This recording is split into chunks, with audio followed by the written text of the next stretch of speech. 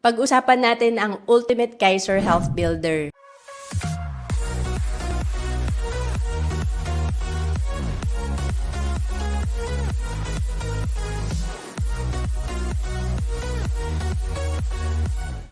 Madalas, hindi matibay ang ating financial foundation or tinatawag ko na alkansya kasi madalas ang laman nito utang.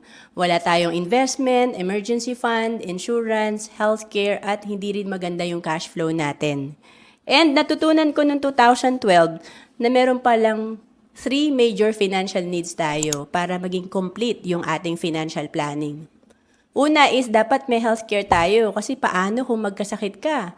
Paano kung di sapat ang ipon mo? And what if our family can take care of us? Mahirap naman na breadwinner tayo at magkasakit. Puhunan natin sa pagtatrabaho ang ating health. Kaya dapat may healthcare din tayo. Malaking tipid kapag tayo ay may healthcare. And of course, life insurance. Paano kung may mangyari sa'yo? Paano kung may dependents ka? Maliliit pa yung mga anak mo, mag-aaral pa. Who will take care of your family? Siyempre, dahil breadwinner tayo, kawalan sa pamilya kung mawala tayo at mawala na rin ang income. Kaya importante may protection tayo or life insurance. And of course, investment. What if you stop working? Lahat tayo mawawalan ng kontrata, tatanda, and kanino ka aasa pagtanda mo? Would you plan to be a burden to your family? Pag may investment tayo, malaking bagay yan. Pag tayo ay nag-retire, may magagamit pa rin tayong income. Dahil ang needs natin, permanent, kailangan may passive income din tayo. And of course, maganda kasi may Kaiser. Ang Kaiser, 3-in-1 na. Ibig sabihin, dito meron na tayong healthcare, life insurance, at investment.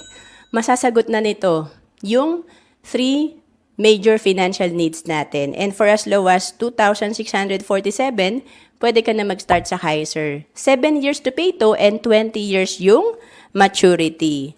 Kaya pag-usapan natin yung ilan sa mga benepisyo sa Kaiser.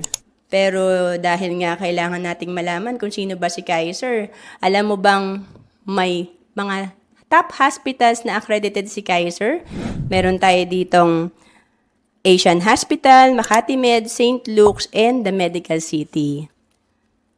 Again, ang Kaiser ay dapat matandaan natin yung 4 na period na meron sa Kaiser para maintindihan natin yung benepisyo.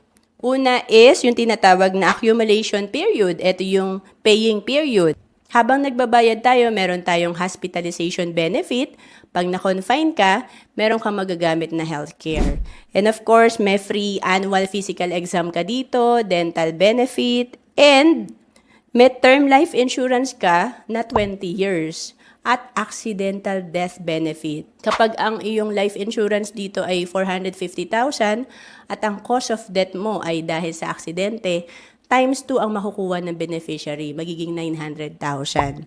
And may waiver of installment due to death or disability. Kapag may nangyari sa plan holder, matatransfer ng fully paid sa pamilya ang ating plan. Or kapag tayo naman ay totally and permanently na aksidente, waive na rin yung installment. Ibig sabihin, kung 2 years ka na nakabayad pero na aksidente ka at hindi ka na makapagtrabaho, yung 5 years, hindi mo na kailangan bayaran. Fully paid ka na sa Kaiser. And, of course, sa extended period, ito naman yung after 7 years, after ko makabayad, ano na yung benepisyo ko.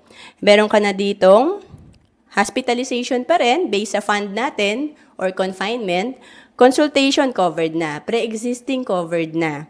Yung mga dreaded illnesses or dreaded diseases covered na. And kung hindi ka nagkakasakit, yung investment mo nag-grow.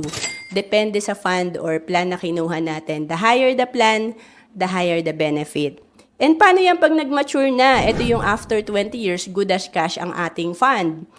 Sa maturity, makukuha natin yung bonus or up to 85% ng binayad natin during the first 7 years kung wala tayong na-claim na hospitalization dito sa first 7 years.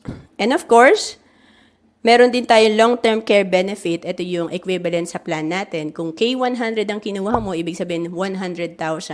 Maging sakitin ka sa first 20 years, makukuha mo pa rin yung 100,000 na yon. And of course, pati yung mga investment natin na nag-grow, makukuha natin yan on the 20th year. Pero may option ka na hindi mo pa kunan yung fund mo or itira mo yung 50%, tutuloy ka pa dito sa long-term care period. Ibig sabihin yan, after 20 years or kahit beyond 61 years old ka na, i-cover ka pa rin sa healthcare and yung fund mo, kung hindi mo nagagamit sa healthcare, nagko-compound dahil may investment. And mag-sample tayo dito na plan. Yung minimum plan is K45. Halimbawa, nagbabayad ka ng 2,647 per month or 26,470 per year. Ang total na binayad mo sa 7 years, nasa 185,288 kung nag-annual ka. Sa 185,000 na binayad mo, ang projection niyan after 20 years ay 524,776. Of course, mas malaki pa yung fund natin kung itira pa natin sa Kaiser. Kasi again, may investment ito at nagko-compound pa rin yung fund natin. And of course, kung mas malaki yung fund natin or plan, halimbawa 5,882 per month or K100, nasa 58,821 per year. Sa hinulog natin sa 7 years na 411,750, ang projection nito after 20 years ay 1.2 million.